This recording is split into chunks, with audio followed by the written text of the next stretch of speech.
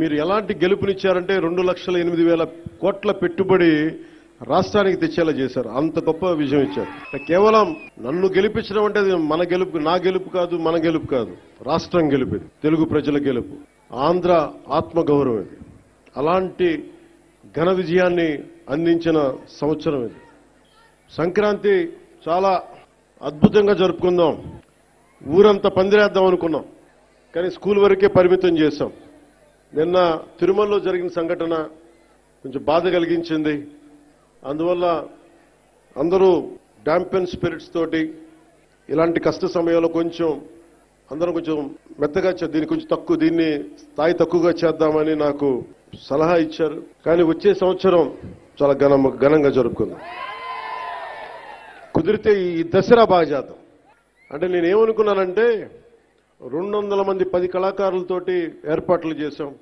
పిఠాపురం పేరు దేశానికే తెలిసేలా, అంటే సంకల్పం ఎలాంటిదంటే, నలిగిపోతున్న నాకు దాహంతో గొంతు ఎండుకుపోయి అసలు చుక్క నీరు దొరకని పరిస్థితుల్లో ఒకటి పరిస్థితి ఎలా ఉంటుందో 15 సంవత్సరాలుగా ఒక బలమైన ఇబ్బంది లేని ఒక సూపర్ స్టార్డమ్ ని వదులుకొని నాకు ఇష్టమైన నా ప్రజలు, నాన్నదమ్ముల కోసం 1.5 దశాబ్దం తర్వాత ఫలితం ఆశించకుండా చేశాను పోరాటం. కానీ దెబ్బలు తగిలినాయి, ఇబ్బంది పడ్డా. ఆ ఇబ్బందికి మీ గెలుపు నా గాయాలకి మందేశారు మీరు. మొన్న నాకు ఒక ఆంధ్రప్రదేశ్ పంచాయతీరాజ్ ప్రిన్సిపల్ సెక్రటరీ శ్రీ శశిభూషణ్ గారు నేను కూర్చొని మాట్లాడుకుంటా ఉన్నాం.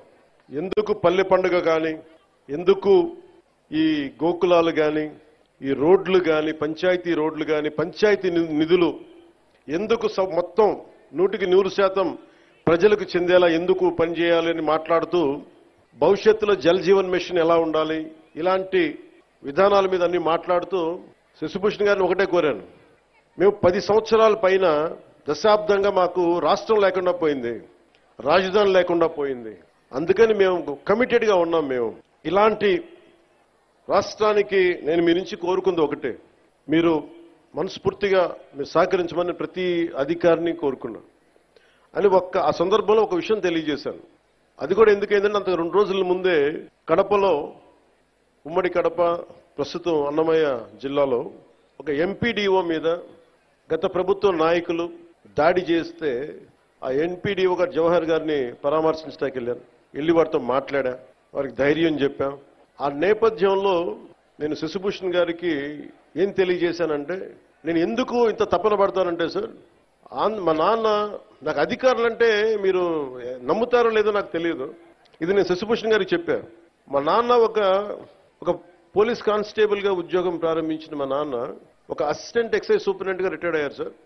ఇది ఆంధ్రప్రదేశ్ ప్రభుత్వం జీతాలతోటి బతికిన కుటుంబాలమై నేను రుణం తీర్చుకోవాలి, నా ఆంధ్రాకి, నా దేశంకి రుణం తీర్చుకోవాలి. ఎందుకంటే ఇంత కోట్ల మంది ప్రజలు ట్యాక్సులు కట్టి మా నాన్న ఉద్యోగం చేసే డబ్బులు వస్తే ఆ డబ్బులతో పెరిగిన, ఆ జీతంతో పెరిగినోడిని, నేను రుణగ్రస్తుని ఈ నేలకి.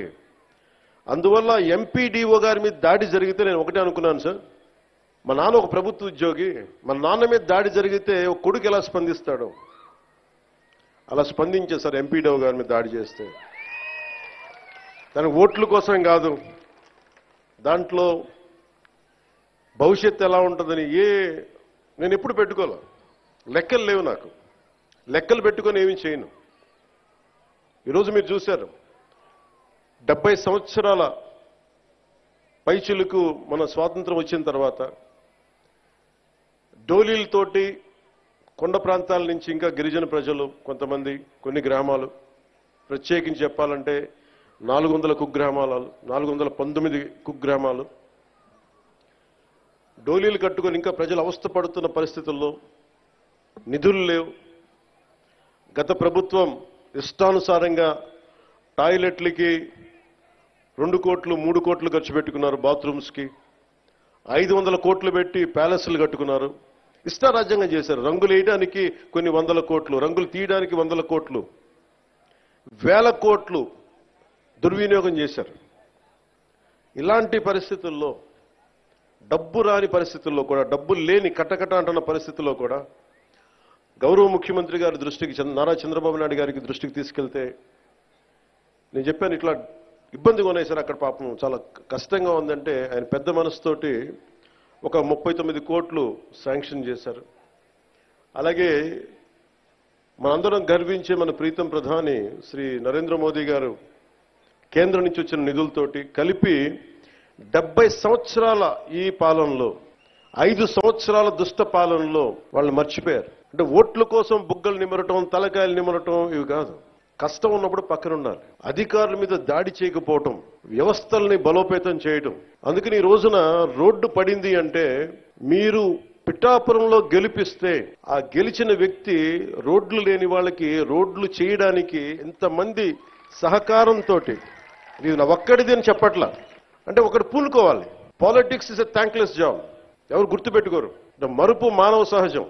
ఇన్ని కోట్ల డబ్బు ఉంటుంది సినిమాల్లో, ఇవన్నీ వదులుకొని ఎందుకురా సుఖానం ఉన్న ప్రాణం దుఃఖాన్ని పెట్టుకుంటాం మా అమ్మ అంటా ఉంటుంది. నాకు ఎప్పుడు దుఃఖం అనిపించలేదు, నాకు చాలా సంతోషం అనిపించింది. చెప్పులు లేకుండా మట్టిలో నడిస్తే, రోడ్లు బహిర్భూమి అంతా నిండిపోయి మలమూత్రాదాలతో నిండిపోయి అలాంటి రోడ్ల మీద నడిస్తే నాకు సగటు మనిషి కష్టం, సగటు మనిషి బాధ, వాళ్ళ అవసరాలు నాకు తెలిసి దాంట్లో నేను సుఖం చూశాను. అలాంటి వ్యక్తికి మీరు అండగా ఉన్నందుకు నా జన్మాంతం మీకు రుణపడి ఉంటాను.